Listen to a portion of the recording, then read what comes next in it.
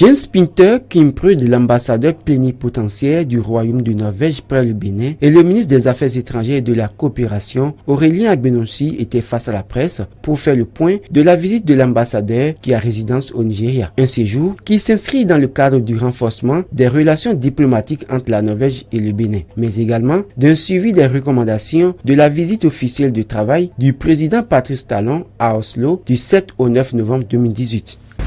À cet effet, je suis porteur de message de mon Premier ministre, Erna Solberg, le Premier ministre du Royaume Norvège, adresse à président Talon, qui j'ai le privilège de rencontrer ce matin.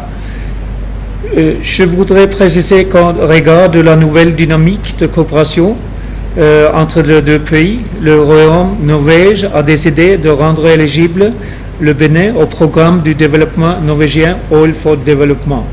Le programme Oil for Development est piloté par la NORAD, agence norvégienne de coopération pour le développement. Un programme qui offre une assistance aux pays comme le Bénin dans le domaine de la gestion des ressources pétrolières de manière durable et de l'exploitation. Et pour concrétiser la coopération entre les deux pays, des actions sont prévues. Nous avons décidé que le comité de consultatif qui travaillera à faire avancer tout ce que nous avons retenu sera ici au cours du premier trimestre 2019, en même temps qu'une délégation d'hommes d'affaires norvégiens dans les secteurs du pétrole, du gaz, des énergies renouvelables, de l'aquaculture et du tourisme.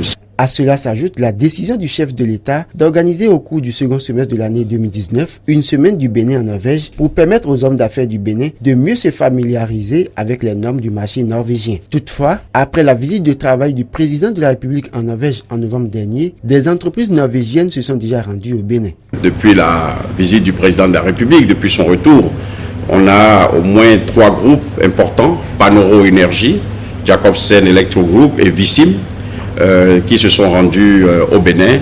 L'un s'occupe de surveillance des eaux territoriales du périmètre marin pour notre pays, et les autres sont dans le domaine de l'énergie, à la fois les énergies renouvelables, mais aussi les énergies telles que nous les utilisons de manière classique. Dans le cadre des accords entre les deux pays, le Bénin a décidé de soutenir la candidature de la Norvège comme membre non permanent du Conseil de sécurité de l'ONU pour la période 2021-2022.